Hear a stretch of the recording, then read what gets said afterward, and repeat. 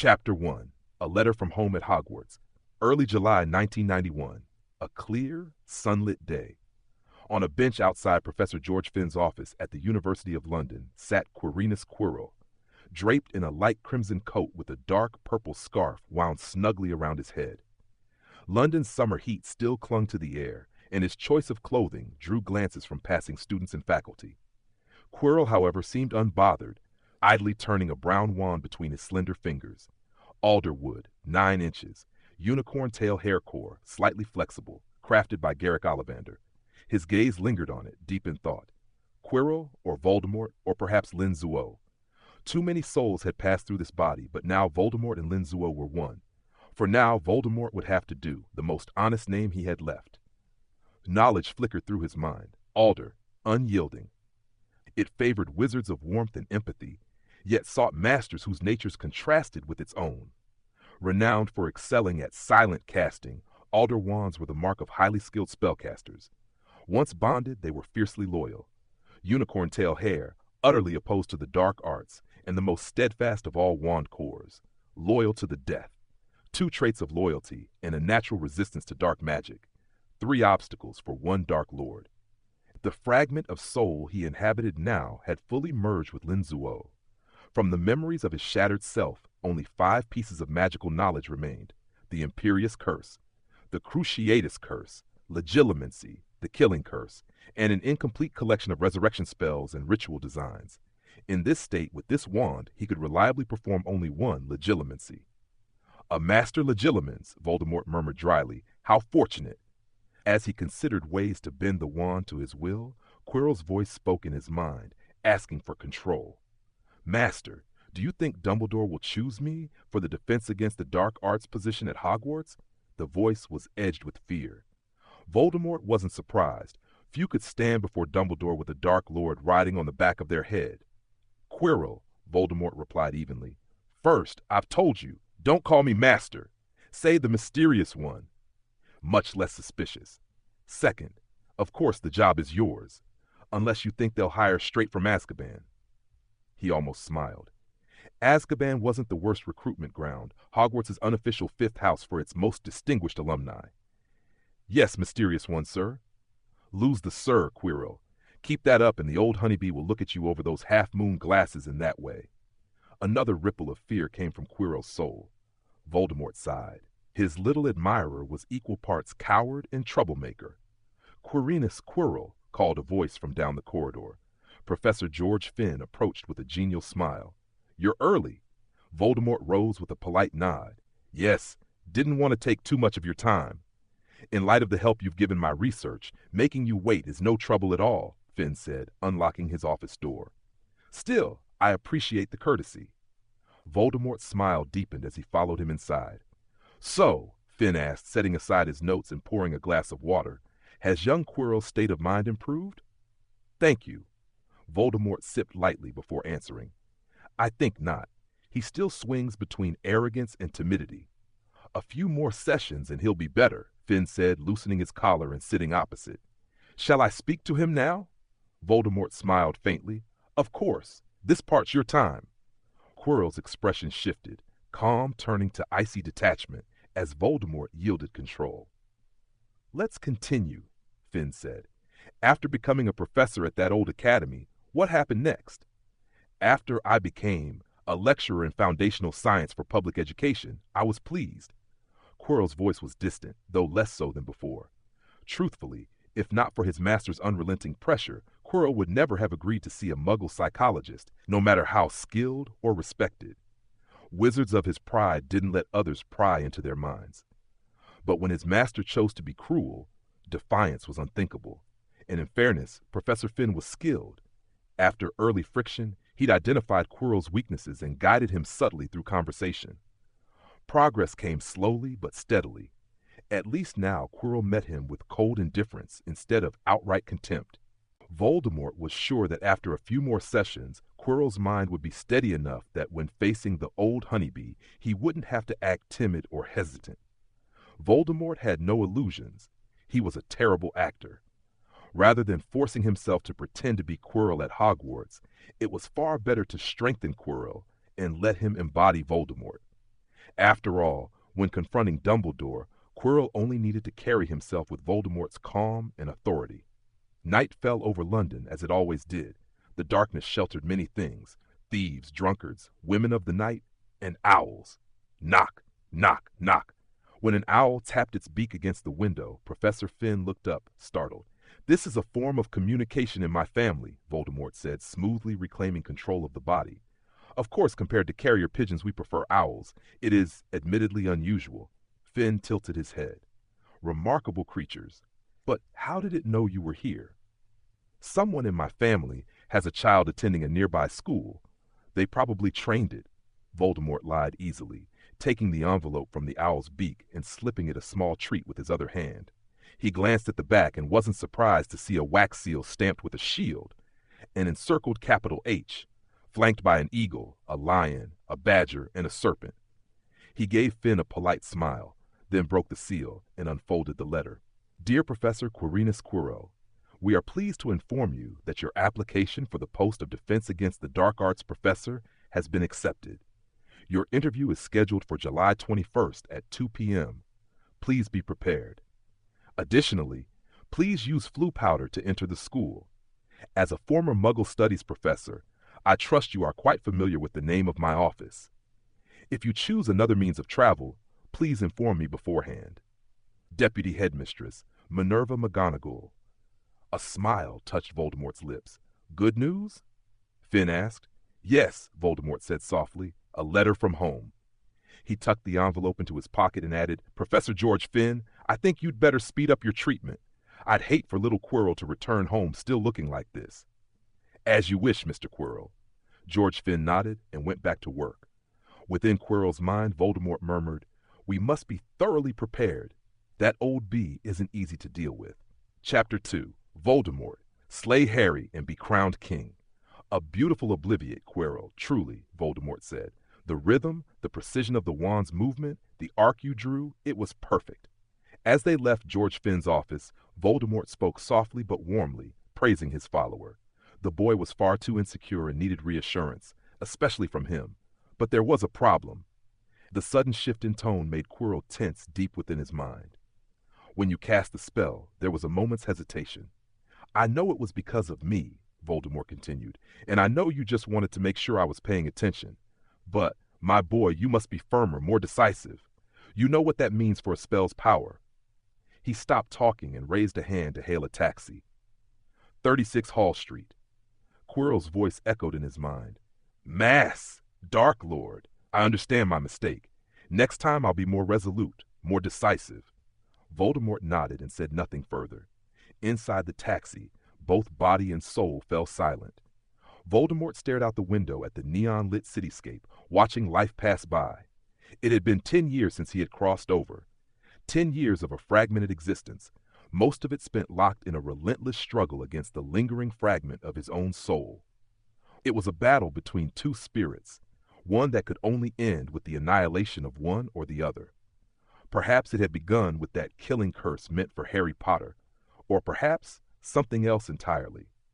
Lin Zuo, the body's original owner, couldn't say for certain. All he knew was that by the time he realized he had transmigrated, his soul was already entangled with Voldemort's remnant, inseparable. The fight had raged for a decade. Lin Zuo fought with the strength of a whole soul and sheer determination. Voldemort's remnant fought with deep knowledge of souls and mastery of magic. 10 years of advance and defeat, charge and retreat, over and over, endlessly. In the process, Lin Zuo's once intact soul had been worn ragged, scarred beyond recognition. Voldemort's remnant, split so many times, remained only as a faint wisp, yet that wisp was still lethal enough to strike at Lin Zuo's full soul. And that wasn't all. For 10 long years, Lin Zuo had done nothing, whether by choice or necessity, but endure the fragment's relentless assaults. He would retreat to recover, only to be dragged back into the fight again. All the while, Voldemort's remnant soul wandered the forests of Albania, dragging Lin Zuo's spirit along and surviving on whatever scraps it could find. If not for the fragment's sheer desperate will to live, Lin Zuo was certain his own soul would have dissolved long ago in this magic-saturated world. Yet even so, he'd seen no path forward, no chance of survival, until the golden finger appeared. Voldemort's eyes shifted slightly downward toward the lower left edge of his vision. There, in faint gray letters, were two words, darkest hour. If he ever lit up those words, a step he would never take unless there was truly no other choice, his soul would grow stronger and darker. It was in that state that he had completed the fusion of his own soul with Voldemort's fragment. And then, a new soul emerged. Linzuo's battered essence became the foundation, with Voldemort's remnant as the binding thread. This was the new Voldemort. Yes, he was Voldemort, not Linzuo. The soul was already branded, deeply and permanently with Voldemort's mark. Anyone who saw it would cry out without hesitation, Voldemort. And Linzuo, now Voldemort, had used his knowledge of the Harry Potter books and his remaining skill and legitimacy to persuade Quirrell into becoming his eager little fan. Quirrell was like Colin Creevey, the timid, excitable boy Harry would meet in second year, except where Creevey would face the basilisk stare, Quirrell's fate was the syrupy, suffocating love of the greatest white wizard of the age, Dumbledore, the old bumblebee himself. But Voldemort felt no pity for him. Compared to his own ordeal, this was nothing. Cross into the Harry Potter world, spawn in facing the Dark Lord, barely survive thanks to a cheat-like golden finger, only for the enemy to transform into the old bumblebee. Heh? This was hell difficulty, now clutched in the hands of today's Voldemort. He had once imagined telling that boundlessly loving bumblebee he wasn't truly Voldemort. He had pictured doing good deeds, casting aside worry for the future, using kindness to heal the wounds of Harry, Neville, and Sirius. He had even entertained the image of greeting the world with the warmest of smiles, right before blowing Hogwarts sky high. But in the end, he'd abandoned all such naive dreams, accepting reality with cold clarity. He couldn't assume the White Wizard's resolve was any weaker than the Dark Lord's.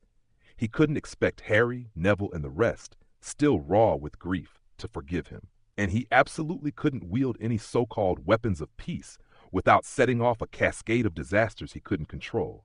So he would simply let events play out, let Harry face the Chamber of Secrets, the Basilisk, Sirius Black, until the old bumblebee finally died from his own love. Then Voldemort would step forward and declare, open quote, whoever kills Harry will be crowned king. Close quote, let whoever wanted the kill take it. Voldemort himself wouldn't lift a finger. In short, he would smooth the path ahead and at the very end lay everything down to devote himself to magic. This was a fascinating world, and once he had truly loved it. He only hoped things would proceed without incident, and if they didn't, Voldemort's gaze drifted again to the lower left corner. There lay the faint gray words, darkest hour, resting silently. Sir, we've arrived at 36 Hall Street. The taxi rolled to a gentle stop, the driver's voice breaking his thoughts. Yes, thank you. Handing over the fare with polite efficiency, Voldemort stepped toward the luxury townhouse he had rented for the short term. Mystery Man, training again today? Quirrell's voice echoed in his mind. Yes, why not? Voldemort answered softly, waving to the small group awaiting him. They were mostly experts in hand-to-hand combat and firearms, meant to sharpen his reflexes and build his ability to fight without magic. A wizard with great magical power could still act quickly, even with a frail body. But if that body was strong as well, why not be stronger? After all, the Voldemort in the books wasn't him. The old bumblebee had let himself die at the hands of the mad Voldemort, but if it were him, maybe Dumbledore would intervene personally. To prevent that, he had to keep playing the fool. And if the story really did follow the original script to the letter, how could he be sure he wouldn't meet the same fate? Never overestimate Dumbledore, or you're finished. Never underestimate him. He had wrestled with the old man's student soul fragment for 10 years. Tonight, let the storm hit harder. Stripping down to his turban and shorts, Voldemort spoke with unrestrained excitement. He would never yield. Not to anyone, because those 10 years had been absolute hell. Now that he finally had a chance to live, no one was going to force him to draw the death card again. Chapter 3. A Test from an Old Friend. The master of 36 Hall Street lived a relentless, unyielding life. Quirrell's body had truly embodied the saying, so busy you could split a man in half. 6 to 7, morning exercise, breakfast. 7 to 12, Voldemort's spell practice. 12 to 1, lunch, nap. 1 to 3, Quirrell's acting lessons. 3 to 7, Quirrell's psychotherapy sessions. 7 to 11, Voldemort's close combat training. 11 to 1 a.m., Quirrell's occlumency training. 1 to 6 a.m., sleep. The days marched to the same rhythm over and over as if they would never end, until one night a bat broke the pattern. Knock, knock, knock. The rhythmic tapping at the window drew everyone's attention inside 36 Hall Street. Maybe using that bat for target practice wouldn't be a bad idea, Voldemort's firearms instructor Paul Casso joked. After a brief smile and waving the others away, Voldemort opened the window to let the bat in. Blood bag, Ezio. With a flick of his wand, the bag shot from the fridge into his hand. Easy now. Don't rush, little one. Softly, he flicked his wand again. The fridge door swung shut. The wand tip then directed the blood bag toward a bowl, where it split open. Letter first, then you drink. He barred the bat's path with his wand. The creature extended its claws, carrying a strip of black cloth. Voldemort untied it and unfolded the strip. Letters appeared on its surface. To the Dark Lord, feared by the wizarding world and respected by Death Eaters, if you ever need, you may always return.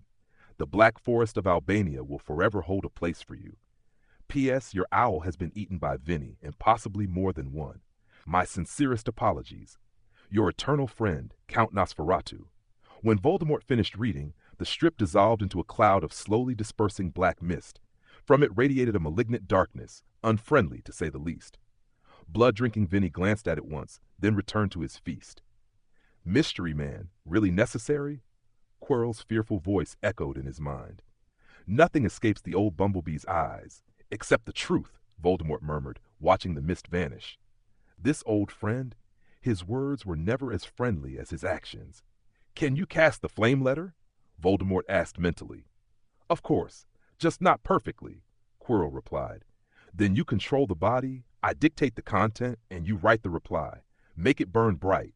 Count Nosferatu never befriends the weak. Voldemort ceded control to Quirrell. Quirrell gripped the wand, moving in precise strokes to Voldemort's dictation. To Count Nosferatu, honored among the primordial blood, on the morning of the 13th of this month, I shall visit your castle. I hope to taste your lady's blood feast once again. It remains an unforgettable delicacy. P.S. Owl's blood is hardly palatable. I've prepared fresh blood for Vinny. Clearly he enjoys it. P.P.S. I trust you will have ready what I require. It will bring our friendship to new heights. Your eternal friend, the Dark Lord. As the wand formed the final strokes, the flames flared hotter. When done, the fire twisted in the air, then condensed into a chain of blazing red. Vinny, it's a bit hot, but I think you can handle it. Yes? Voldemort regained control of the body and smiled at the bat. By the 5th day after sending the letter, Voldemort was already thinking of shortening Quirrell's psychotherapy sessions. Unexpectedly, Quirrell disagreed, and even before judging whether his reasoning made sense, Voldemort felt a quiet satisfaction. That's exactly how you should be, Quirrell, Voldemort said warmly, his voice brimming with pride, as though his own child had just scored the only perfect mark in the year. Speak your mind. Say what you think. Face everything head on and cast off that cowering, hesitant self. With every word of approval, he could feel Quirrell's excitement quickening. Thank you, my master. Just this once. Please let me call you that. I'm simply too happy, Quirrell said, emboldened. Voldemort let it pass. For a man who had nothing else, if a single master was taken as a reward, Voldemort wasn't stingy. Tell me your reason, Quirrell. I'll consider it seriously. I think psychotherapy might help me learn occlumency, Quirrell replied. I can't be sure, but I feel there's a connection. Voldemort raised an eyebrow. Psychotherapy and occlumency? Perhaps there was a link. Perhaps not. It would need testing. Try it, Quirrell, and if you can, write down your observations. The praise in Voldemort's tone was genuine. He even hoped to gain something from the experiment himself. His skill in legilimency was already sharp enough for attack, but he never refused the chance to strengthen his defenses. Against the old bumblebee, one could never have too many safeguards. Quirrell agreed eagerly, starting his notes that very day. Perhaps it will become a rare reference for future occlumens, Voldemort remarked, encouraging him once more before falling silent. The truth was, even when one soul controlled the body, The other's thoughts drained mental energy. And so, in a shared body, the soul not in control ought to keep quiet. Life settled back into stillness, unchanged, until the early hours of July 13. Come, Quirrell, apparate to where we first met. They switched control. Pop. Darkness surged in from all sides. Voldemort felt crushing pressure closing in, his chest bound as though with invisible iron hoops, his eyes forced back into their sockets, his eardrums pressed deep into his very soul, and then, pop. They stood at the foot of a mountain, shrouded in black mist. Well done, Quirrell, Voldemort said, approval tinged with a hint of envy. Practicing ordinary spells in someone else's body was one thing. Apparition was far more dangerous. Controlling Quirrell's body never felt entirely natural, an unshakable discomfort he'd learned to live with. Still, it was infinitely better than the drifting shade he'd been for the past 10 years. He comforted himself with that thought as a greeting rang out nearby. Honored Dark Lord, welcome to Mount Aurokino. Chapter 4. Activating Skill, the Darkest Hour. Shulik, it's been a long time. Voldemort immediately took control, his gaze locking on the vampire who'd spoken. Beside Shulik stood a stranger. His attention went to the newcomer's ears, forward tilted, the outer rim folding toward the front. A member of the Gitu Mountain bloodline, is it? How should I address you? Voldemort asked, curiosity stirring.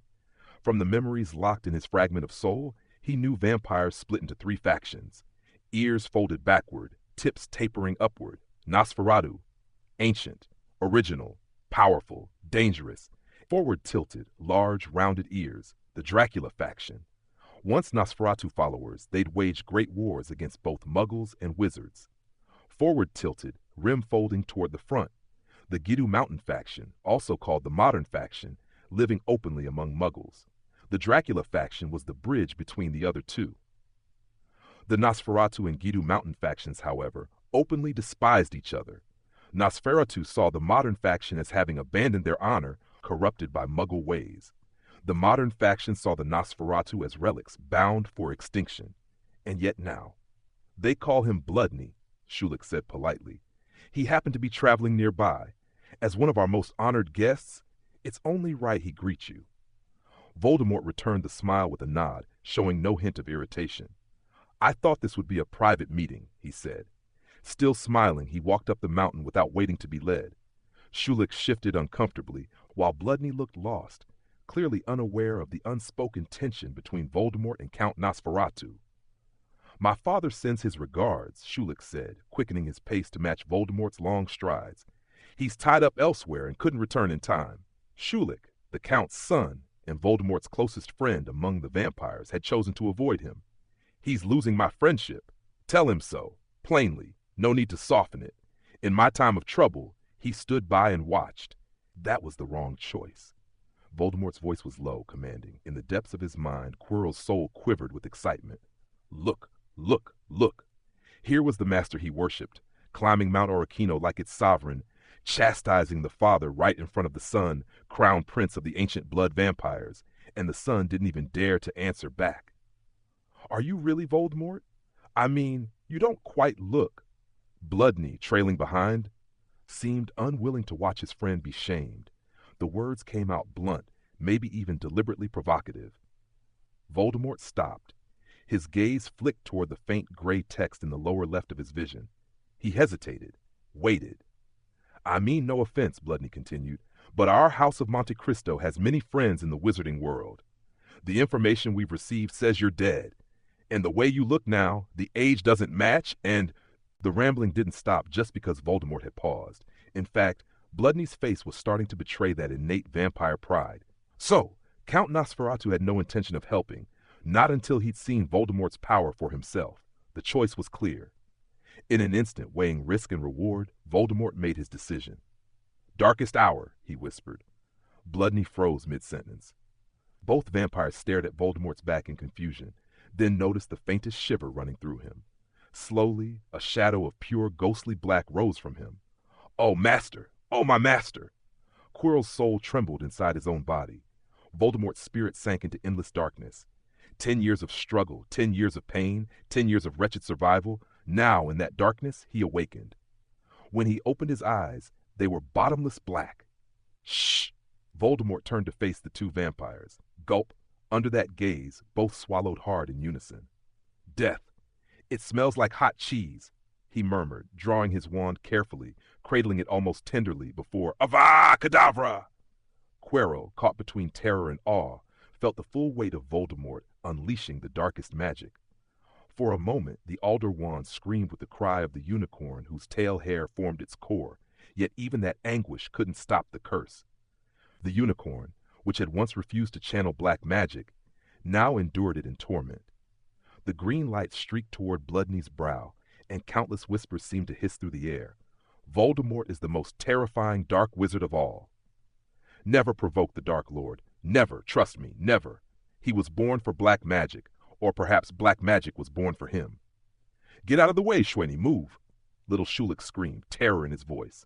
He had never imagined Voldemort would actually do this. This was Mount Orakino, holy Mount Orakino to the vampire clans. Yet here was Voldemort, mad with lethal intent, his killing curse streaking forward, and in its path, Schwenny. Schulich's cry snapped Schwenny out of his daze, but with the curse hurtling toward him, there was no time to dodge. Death seemed inevitable. Crack! A bat shot in from the side, intercepting the Avada Kedavra. It took the curse with its own life, saving Schwenny. Dark Lord, are you here to start a massacre? The voice was cold, carried by a tall, gaunt figure, Count Nosferatu. His arrival let Schulich breathe again and pulled Schwenny from his shock. Are you insane just because of one thing I said, you Avada Kedavra? Voldemort raised his wand again, expressionless without hesitation. Stop, Dark Lord. Fear laced Nosferatu's voice. He instantly transformed into a massive bat, yanking Schwenny out of the curse's path. Had he been even half a beat slower, he would have been dragging only a corpse. But Voldemort didn't stop. Darkness fell. The feast began. A single bat's life was hardly a feast. Shh! The wand slid into his left hand. His right drew the revolver from his waist, leveling it at his chest. Obstacles. Shatter. A wide area spell burst forth, slowing Nosferatu's movements. Bang, bang, bang, bang! A torrent of silver bullets, blessed with holy water, erupted. Ah! Schwenny screamed. The great bat shifted back into human form within the magic, tore the spell apart with his bare hands, and dragged Schwenny away again. Clatter! Bullet casings hit the ground. Voldemort's eyes tracked the enemy even as his wand twitched, reloading the revolver at a distance. An old vampire, plus 2 fledglings. The fledglings didn't matter. The old one was the problem. Even at his peak, he wouldn't be easy prey. But now, the alder wand was crying, like the unicorn hair dying.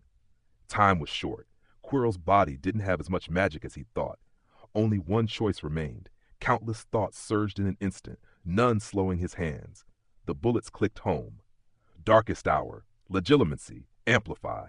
The moment Voldemort decided, his mind flared outward, blanketing 100 meters. Oh, my master, my great master. So that's why Father feared him? What do I do? Is he going to kill me? God, what have I done? Am I going to die here? My mansion, my beautiful wife, 300 years is far too young to die.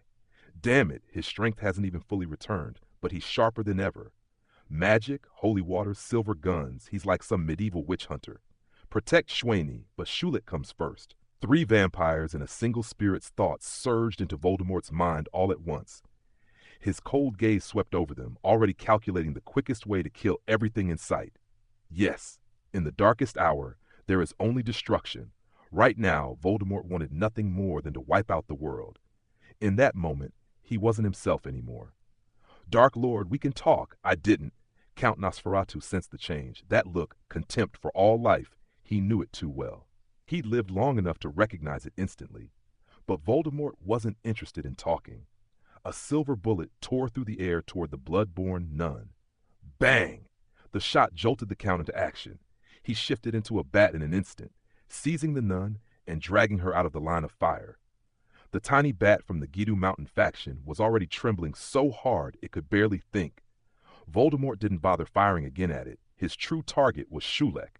Bang! Bang! Bang! Ah!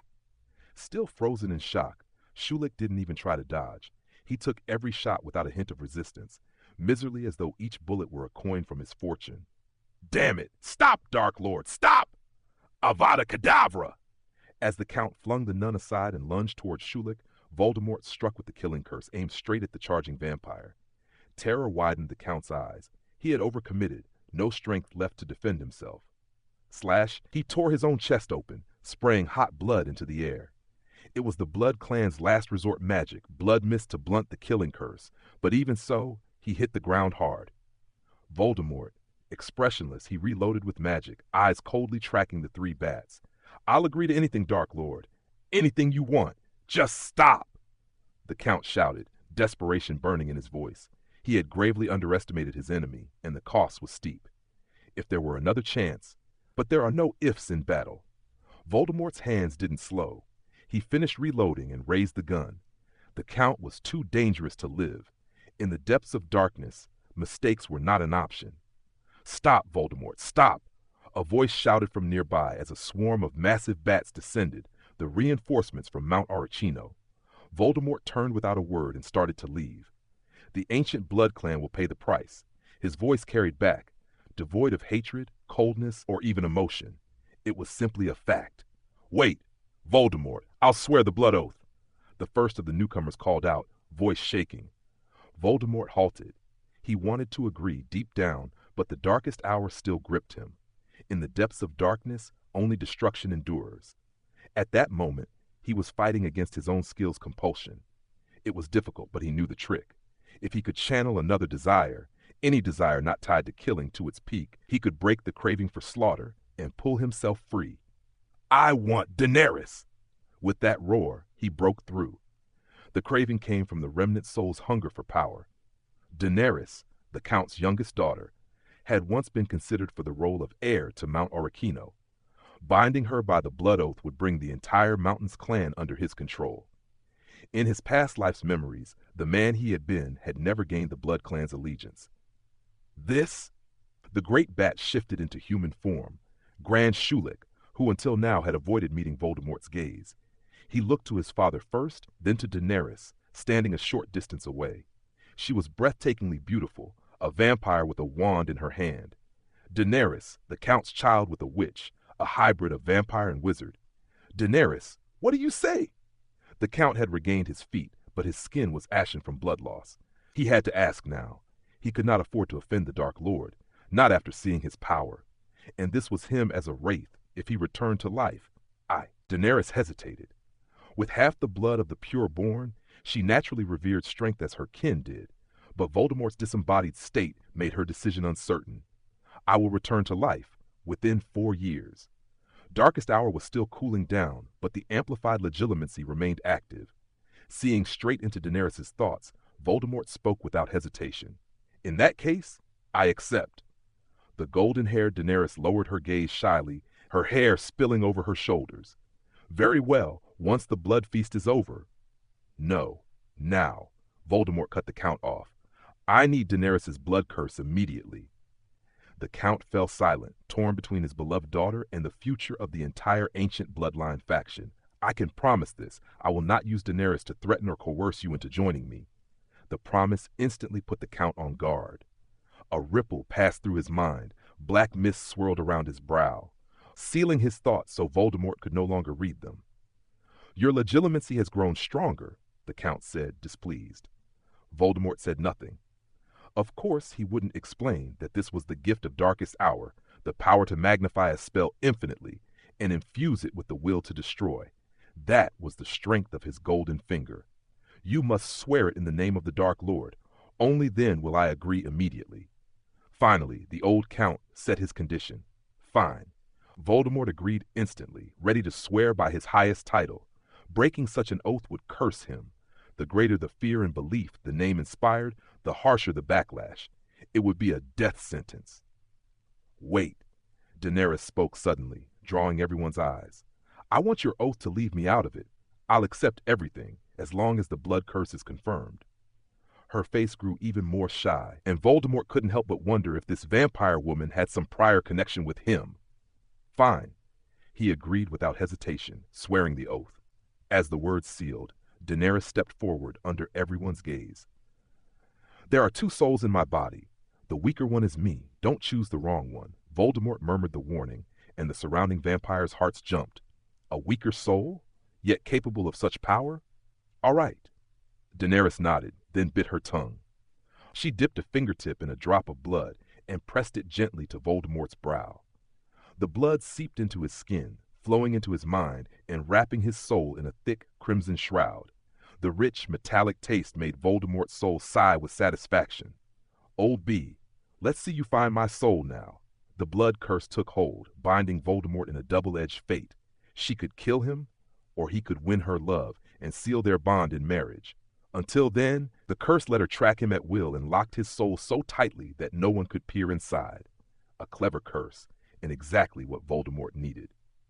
Chapter 6. The Blood Feast of the Ancient Clan. The brown alder wand rose and fell in a smooth, elegant motion, finally aiming at the bat hanging upside down by the fireplace. Crucio, Voldemort intoned in his mind. The spell hit, and the bat shrieked, tumbling to the purple and black tiled floor, writhing in agony. Grand Shulik's eyelid twitched. Little Shulik and Bloodney looked shaken. Only Daenerys gazed at Voldemort with open admiration. "Mother's blood feast should be ready. Perhaps we should go to the hall." "No."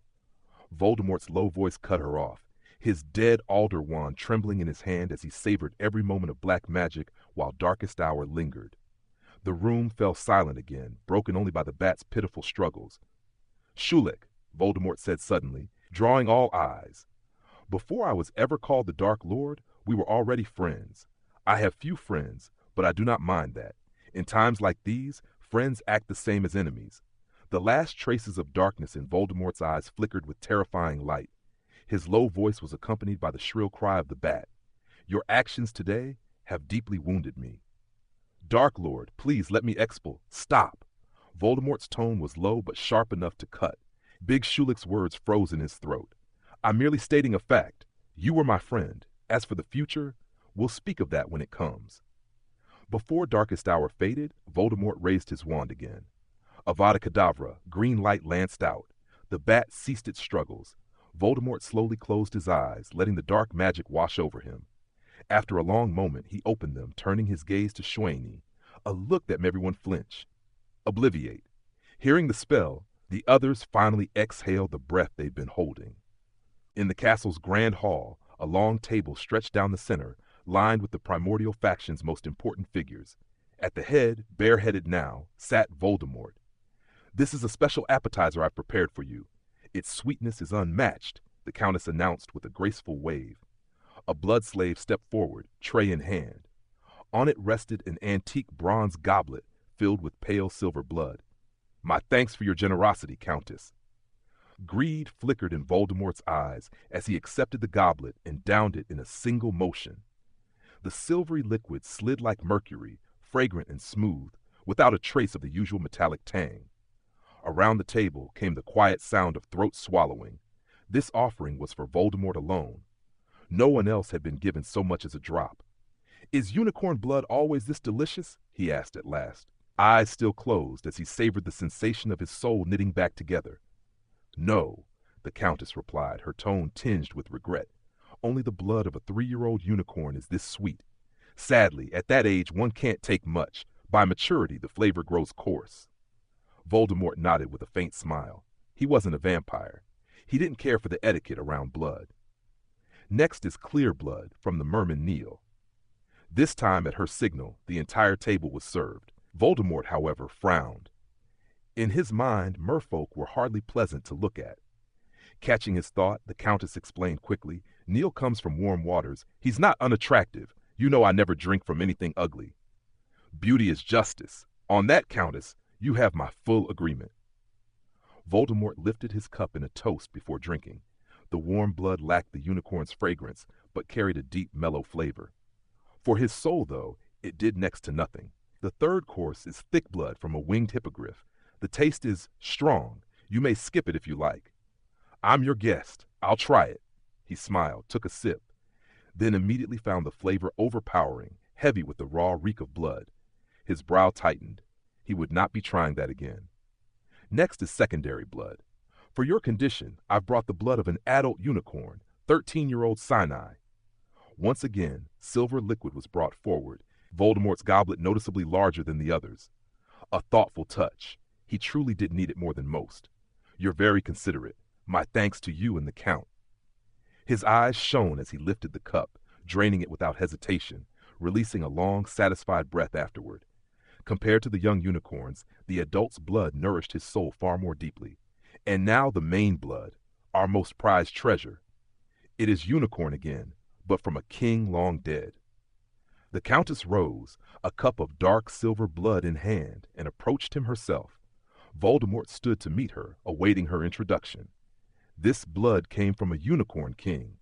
Unlike the common breed, its voice remains strong even after death, and our preservation magic has kept it nearly as potent as the day it was drawn. She offered the cup. I can hardly wait to taste it. He smiled, gazing into the dark silver depths. The life force within practically pressed against his skin, yet he didn't drink immediately. I'm curious, he said softly, rolling the cup between his fingers. What exactly is the curse of unicorn blood? To wound the soul, or rather to stain it with darkness, the pallid-faced Count replied. The moment it touches your lips, you stand opposed to all that is holy, nothing more. Gee. The Count's eerie laugh was joined by the others. Vampires had no reason to fear a curse against the holy, Voldemort least of all. Well then, Voldemort smiled faintly, lifting his glass. To the holy? To the holy, the vampires echoed, though their cups held only common unicorn blood. Gulp, gulp. Voldemort drained the ancient blood in one swallow. Instantly, vitality surged from his stomach, flooding his entire body with warmth. Truly, the Unicorn King's blood was in a class of its own. Only, the curse is quite potent as well, he murmured, brow furrowing. The unicorn's curse, dense as its overflowing life, flowed through every part of him. Anyone with the faintest sense could feel it, and know he had drunk unicorn blood. In a few days it will fade. No need to worry, the Count assured him. But in a few days I'm meeting Dumbledore. At that, several vampires nearly dropped their goblets. Their shared thought, Dark Lord, that joke isn't funny. Chapter 7, Diagon Alley. It would be my honor to bear more of the curse for you, my lord. Quirrell's voice chattered in the back of Voldemort's mind as he stepped from the taxi. I'll say this once more, Voldemort replied, eyes on the leaky cauldron wedged between a bookstore and a record shop, his voice low and steady. Don't throw yourself into needless trouble, child. Learn to protect yourself. And this matter is closed. Go rest. Soothing the ever-nervous Quirrell, he pushed open the warped, dim door of the leaky cauldron and was greeted immediately by old Tom, the barman. Hey, Quirrell. The moment he saw him, Tom called out, I thought you died in the Black Forest. They even had a betting pool on it. Following Tom's gaze, Voldemort glanced toward a corner table. Sure enough, several people were staring, one wearing a mix of shock and regret. That unlucky bloke is Daedalus Diggle. He bet you wouldn't come back alive, Tom said with a mischievous grin. I'd say he's not overly blessed in the brains department, Voldemort replied, giving Diggle a long, sharp look before tapping a finger to his temple in jest. Ha! Tom barely got the first syllable out before an enraged Diggle slammed a hand on the table and jumped to his feet. Bang! Baldy Quirrell, who are you calling brainless? His roar cut through the chatter, and the pub fell silent, every eye turning toward them. Tom started to move toward the bar to smooth things over. He knew Quirrell could be timid and didn't want the young man humiliated in his pub. But things didn't go as expected. I don't care for that name, Baldy Quirrell, Voldemort said calmly, drawing half a wand from his robes. Even dead, it radiated threat. Daedalus Diggle, are you provoking me, the wanderer of the Black Forest, the future Defense Against the Dark Arts professor at Hogwarts? The steady, even tone carried ironclad confidence and a readiness to fight without hesitation. Diggle froze. He didn't know how to respond. In the hushed pub, all eyes were on him. His hand twitched, as if to reach for his wand, but that was the only movement he made. Merlin's beard, Quirrell? You're going to Hogwarts as Defense Against the Dark Arts professor? Tom's words broke the tension, giving Diggle an excuse to remain silent. Voldemort cast Diggle one last look, then slid the wand back into place. In a few days, I'll be interviewing for the post, but I doubt there'll be any trouble. After all, I have teaching experience, and I've survived the Black Forest. He gestured toward the shelves behind Tom. A butterbeer. Right away, Quirrell. Tom poured the drink, and the hum of conversation slowly returned. Diggle left in a huff, but no one paid him much mind. That's just how he is. Don't mind it, old Tom said, handing over a tankard. This one's on me for our reunion after so long." "Thank you." Voldemort smiled, nodded, and took a deep swallow, the rich taste of toffee filling his mouth, with a faint bitterness beneath. "Quite good." "You've changed a lot, Quirrell. You're braver now," Old Tom said earnestly as Quirrell set the tankard down. "It seems my trip to the Dark Forest has paid off," Voldemort replied with a smile, neatly sidestepping the compliment. "But why choose the Defense Against the Dark Arts post? Challenge." Voldemort offered the explanation he had prepared. "The Dark Forest was dangerous, but that journey's over. I needed a new challenge, and the Dark Lord's curse seemed a fitting choice." Old Tom shuddered at the name, discomfort crossing his face. The pub fell briefly silent, then grew even noisier than before. Not wanting to dwell on the Dark Lord, Tom changed the subject. He pointed at Voldemort's bald head, asking what had happened. "On the way out of the Dark Forest, a fire burned it off. But that's a small matter, isn't it?" Voldemort said. "Yes, the company that makes Sleek Easy's hair potion also has an excellent regrowth formula. You could try it." Tom tapped his own thinning hair. "I used their products in my youth, but when you're old, these things lose their charm." "That's exactly why I'm here." Draining the last of his butterbeer, Voldemort bade Tom farewell, crossed behind the bar, and stepped into the walled courtyard. Drawing his wand, he counted 3 bricks up from the trash bin, 2 across, then tapped the spot. The bricks shifted and rolled away, revealing an archway. Voldemort stepped through onto a winding cobblestone street that seemed to stretch endlessly. The scene shifted instantly. Sunlight glinted off a stack of pewter cauldrons, the reflection catching his eyes until he raised a hand to block it. When he looked again, Diagon Alley lay before him. Shops lined the street on either side, their windows crowded with strange creatures and magical goods, dazzling his vision. Voldemort's remnant had experienced all this before, and he had visited in memory, but it was nothing compared to being here in the flesh. "Wonderful Diagon Alley. I like it here." He wandered for a while, curiosity guiding him, before stepping into a barber's shop. "Hair regrowth down to the back and make it smooth," he said, glancing at the carved wooden placard listing the services. "As you wish," the barber replied, setting to work. He waved his wand, scooped a thick, bubbling green potion from a cauldron, and spread it evenly across Voldemort's bare scalp. An hour later, Voldemort felt a prickling heat across his skin. Then hair began to grow at a wild pace. The barber hurriedly applied a second potion, but by then the hair was already pooling on the floor. "This is unpleasant," Voldemort muttered, buried in the mass of hair. He gave up control of the body entirely, leaving Quirrell to deal with it. "Hurry up, you useless fool!" The instant Quirrell had control of their body, he was barking orders. Patience, unlike Voldemort, was not his strong suit. "Sorry, I'll fix it right away," the barber stammered, flicking his wand. Scissors and combs sprang into action, whirring and snipping at lightning speed.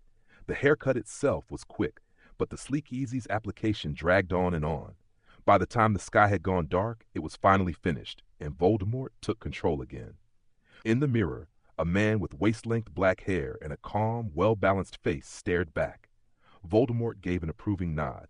"How much?" he asked. "Haircut, 9 silver sickles. Regrowth, 1 galleon and 13 sickles. Smoothing, 16 sickles." The barber trailed off mid-sentence, staring into space. By the time Voldemort wondered whether he should shake him, the man blinked and said, "That's 2 galleons, 4 sickles."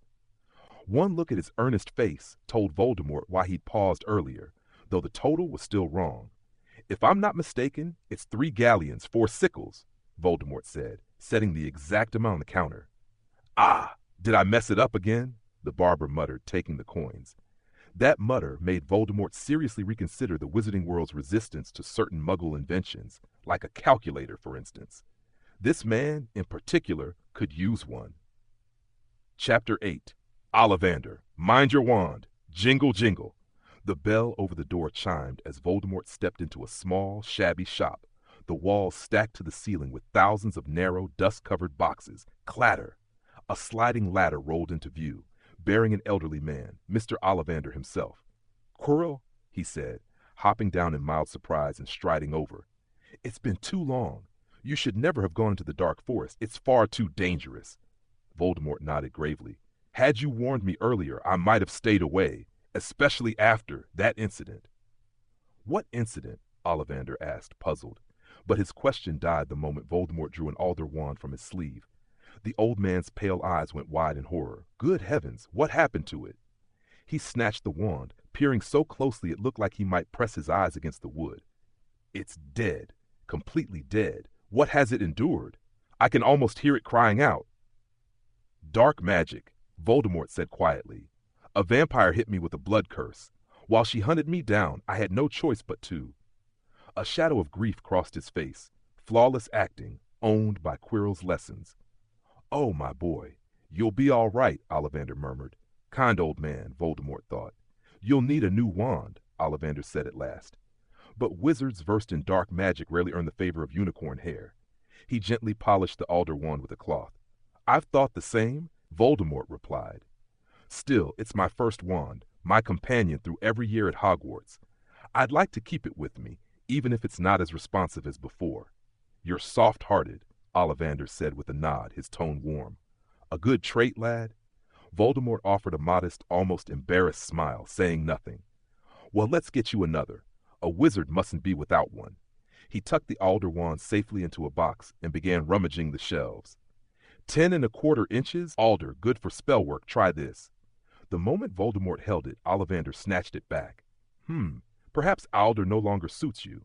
Let's try. Beech with basilisk nerve, 9 inches, flexible. No, not right either. Maple, phoenix feather, 7 inches, springy. Still no. You're a tricky match." One wand after another failed. Voldemort wasn't surprised. His mismatched body and soul were bound to cause trouble here. "Holly, phoenix feather, 11 inches, supple." He hesitated. It might work. After all, one of his Horcruxes wielded a wand like this. But the core, if Dumbledore noticed. "Do you have you?" Voldemort asked. "After the Dark Forest and everything else, I feel reborn. I think you might suit me now." "Excellent choice," Ollivander exclaimed. "Use loyalty. That's exactly your nature. Keeping your alder wand shows the same constancy." He set the holly wand back and dug deeper through the stacks. 10½ inches, phoenix feather. "Ah, no, she's rejected you." "Unicorn hair, still no." "Dragon heartstring?" "Perhaps, though pairing strong wood with a strong core isn't always wise." Still muttering, Ollivander hunted through the boxes until at last he unearthed one from a dusty, forgotten corner. 13½ inches, dragon heartstring core. Extremely powerful, but with a mind of its own. Taming it won't be easy. Perhaps. Before Ollivander could finish, Voldemort took the wand in hand and immediately felt magic surge through him. At the same moment, a blazing fire dragon spiraled up from the wand's tip, coiling slowly around it. "He's chosen you," Ollivander said, surprised. Then his tone grew cautious. "Be careful with that wand. In my experience, pairing two powerful forces isn't always wise, especially with wands." "What are its properties?" Voldemort asked, tracing the smooth grain. "What might happen combining you with dragon heartstring?" "Both are potent," Ollivander said. "But the idea that you automatically draws its wielder toward the dark arts is nonsense. Its true gift is protection. Wizards buried with yew wands often sprout yew trees over their graves. The wands guard their masters until they wither." Voldemort nodded thoughtfully. "Dragon heartstring," Ollivander continued, "is different. Not easily tamed, it channels tremendous power, but it favors the dark arts and strong masters." Leaning closer, Ollivander lowered his voice. "Beware betrayal, especially against a darker wizard. Wands like this naturally submit to the stronger hand." Voldemort inclined his head, already thinking, "What dark wizard could be stronger than me?" "Now, try these alder wands with various cores. You'll need one to repair your old wand," Ollivander said, laying out several specimens. Voldemort ceded the body to Quirrell, who chose a phoenix feather. Clearly, Quirrell had changed. Unicorn hair no longer resonated with him. By the time they finished, night had fallen. Voldemort's Diagon Alley journey wasn't over. After bidding Ollivander farewell, he followed the winding street until a dark, narrow lane appeared. His final stop, Nocturne Alley. Chapter 9. Borgin and Burke's. At night, Nocturne Alley was silent. Cloaked and hooded, Voldemort walked its shadows carefully, polyjuice potions still coursing through Quirrell's borrowed body. Dim lights flickered from the shops, stirring echoes of memory from his soul fragments, mostly pleasant, recalling past walks through the dark. "This might be the most respectable job I've ever had," he mused, pausing before the familiar facade of Borgin and Burke's. He stepped inside. Dingling! The bell chimed. Mr. Borgin glanced up from behind the counter, icy at the uninvited guest. After a brief exchange of glances, Voldemort began scanning the wares. The shop reeked of malevolence, as always. Rows of human bones lay neatly in glass cases, each tagged with its origin and special properties. Nearby, blood-stained playing cards and glass eyes stared blankly. Darker items loomed, full of quiet menace. Voldemort ignored them, focusing on the center of the shop where the larger items were kept. His gaze fixed on a massive black cabinet, the reason for his visit, and the safeguard he intended to prepare. How much for this, Mr. Borgin? Voldemort made no effort to hide his interest. He knew Borgin would inflate the price, but even at a fair price, he couldn't pay it. Quirrell wasn't wealthy, and the muggle money Voldemort had magically acquired held no weight here. 9,000 galleons, not a nut less, Borgin said coolly. Voldemort nodded. A fair price. He remembered it quoted back when he worked here. Borgin seemed finally willing to part with it. The cabinet came in pairs, and this was the lone half. It's broken, Voldemort remarked, inspecting it. If it were whole, it wouldn't be this price, Borgin replied. You can repair it? Voldemort asked. Of course, but this one isn't the problem. The other half is. Voldemort nodded again, circling the cabinet thoughtfully. If Lucius Malfoy could repair his with Borgin's help, he could too. The price is fine, but I'll need the method for repairing it. Borgin's eyes lit up. You know where the other cabinet is? He asked eagerly. Voldemort looked at him, feigning curiosity. Oh, pardon me, I know the rules, but how can you be sure they're a matched pair? I'm curious. This cabinet in my shop. I'm not here for a lecture, Mr. Borgin, Voldemort interrupted. I only need this one, and the instructions to repair a vanishing cabinet, 9,000 galleons. Will you provide them? So you know what it is, Borgin said, excitement creeping in. He came out from behind the counter, ran a hand over the cabinet, and looked at Voldemort. Of course I'm willing. No, as long as you bring the other cabinet I could. No, you'll never see the other one. Voldemort refused flatly. He didn't have the other cabinet and had no intention of trying. I only need this one, and the repair instructions. Borgin paused, thinking, then named an outrageously high price. 20,000 galleons, and you can take both.